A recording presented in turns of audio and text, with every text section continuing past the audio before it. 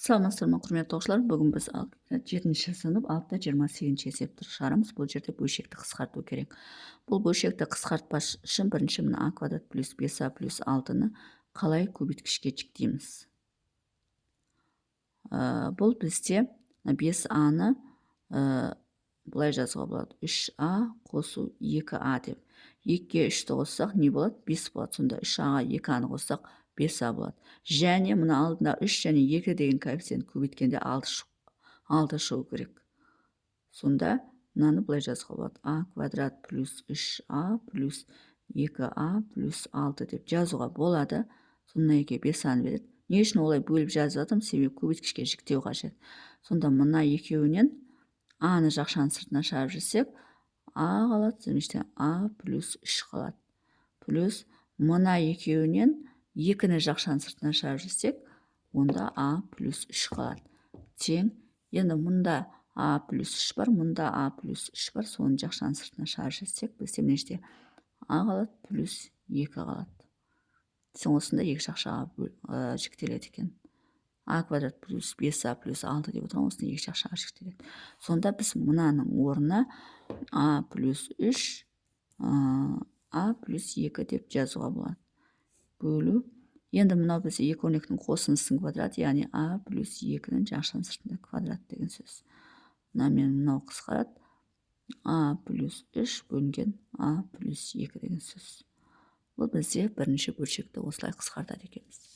Енді екіншісі.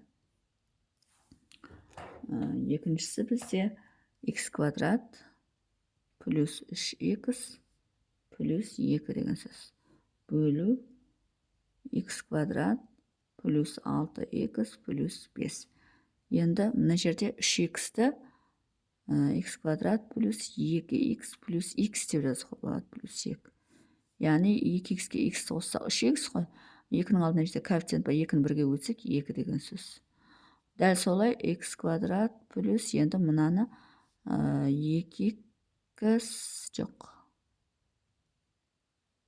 2x плюс 6x бұны 5x ба?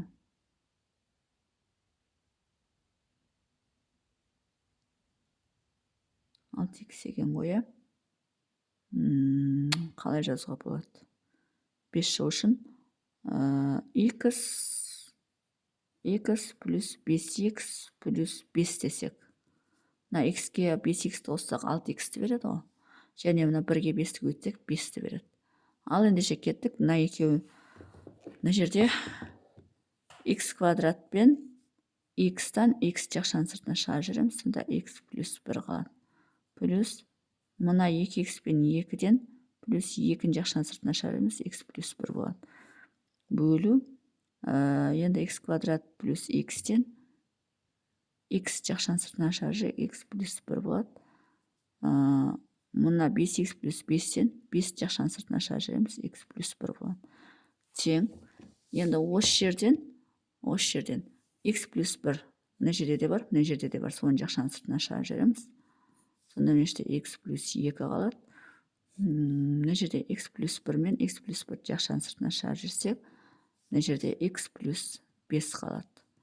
Сонда мынамен мынау қысқарады. Ең соңында x плюс 2 бөлінген x плюс 5.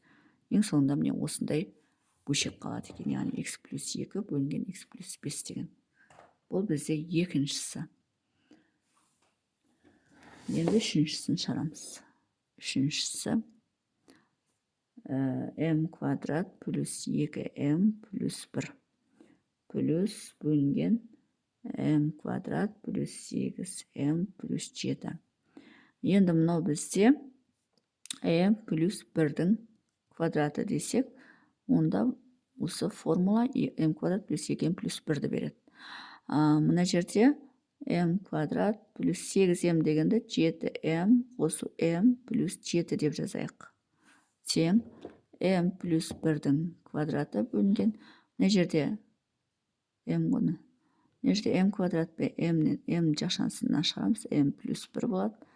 Мына жерде 7m мен 7-ні жақшаның сыртына шығарып жүреміз. 7-ні жақшаның сыртына m плюс 1 болады. Тең, бөлшектің алымы m плюс 1-дің квадраты бөлімі мына жерде n плюс 1 жақшаның сыртына шығып кетеді. Сонда мына жерде n плюс 7 қалады. Сіздерде мынамен мынау қысқарады, сонда n плюс 1 болады, бөлу n плюс 7 болады. Яғни міне n плюс 1-дің квадратымен n плюс 1 қысқарады, n плюс 1-дің біреуі қалады, и бөлімде n плюс 7 қалады. Бұл бізде үшінші есептің жауабы. Мынау бізде, мынау үшінші есеп, мынау екінші есеп, мынау бізде, мына жақта екен бірінші есеп, мынау бізде бірінші есеп. Сонымен есептің шығар жолы осындай. Егер есептің шығар жолы түсінікті болса, лайк басып, комментарий жазып, каналыма тіркеліп кетсеңіздер болады.